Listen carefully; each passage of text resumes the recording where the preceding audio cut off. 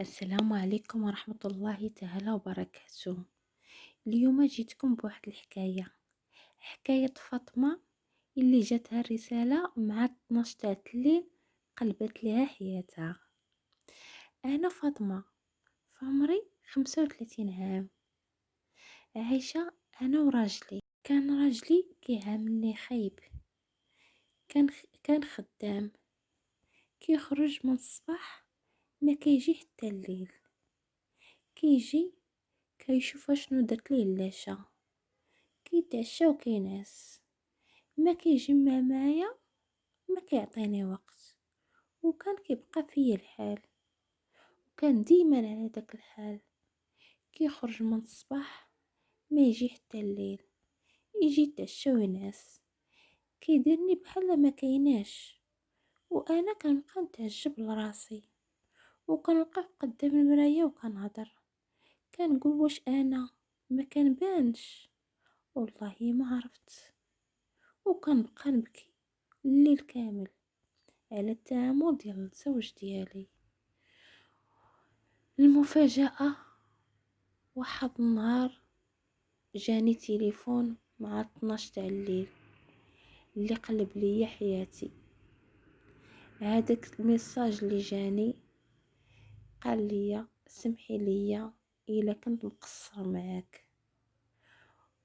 انا جاني الفضول، بغيت نعرف شكون من الميساج، وانا نصيفط ليه الميساج، قلت لي شكون معايا؟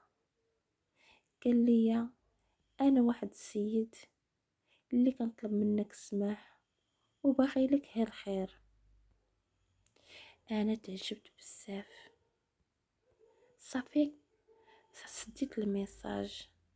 الغد الاخر بنفس التوقيت جاني ميساج، صافي في ادعية وفي نصائح.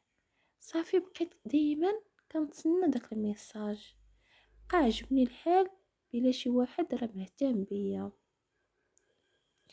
نهار على نهار تولينا في الشهور وكيجيني نفس الميساج مع ديك الوقيته، تعلقت بداك الميساجات.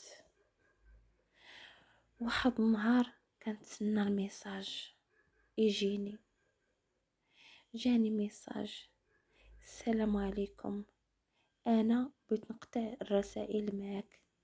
هذا هو الميساج الاخر، ما بقيتي تعيطي عليا ما نعيط عليك. تصدمت وتجمدت في بلاصتي، لقيت شي واحد يهتم بيا. في الاخر صافي قطع الميساجات، وجاني الفضول بغيت نسولو، قلت ليه علاش بغيت تقطع الميساجات؟ قال لي انا بغيت نهضر معك مباشره.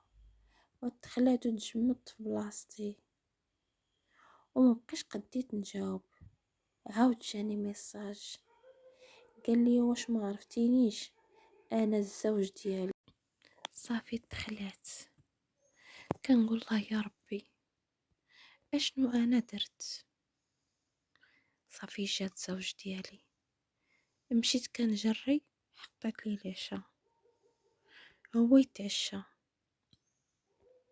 ويقول يا فاطمه اجي عندي نقول لك. صافي انا شاداني الخلعه ما عرفت ما نقول. قال لي غير سمحي ليا الا كنت قصرت معاك، ودابا جيت نطلب منك السماح. انا ديك الخلعه والفرحه وليت كنبكي. قال لي علاش كتبكي؟ قلت ليه والو. قال لي كيفاش والو؟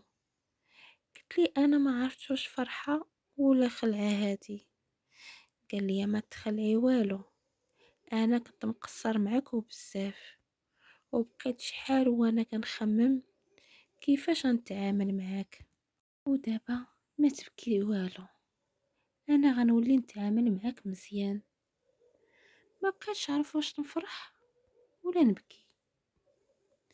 راجلي ولا كيتعامل معايا مزيان، وفرحتي ما بقاش كتوصف. ما بقيتش عرفت اش كندير بكثرة الفرحة. ولا كيجي راجلي وكيجي في الوقت وكيهتم بيا وكنتعشى انا وياه وكنضحكو، وانا داكشي اللي بغيت، وكيخرجني مرة في السيمانة، والحمد لله من تما بقيت عايشة سعيدة مع الزوج ديالي. صافي قصتنا هنا سالات. نتمنى البنات نال الاعجاب ديالكم، ونتمنى يكون فيديو خفيف ظريف على قلوبكم. ما تنسونيش حبيباتي من لايك واشتراك وشي كومونتير يكون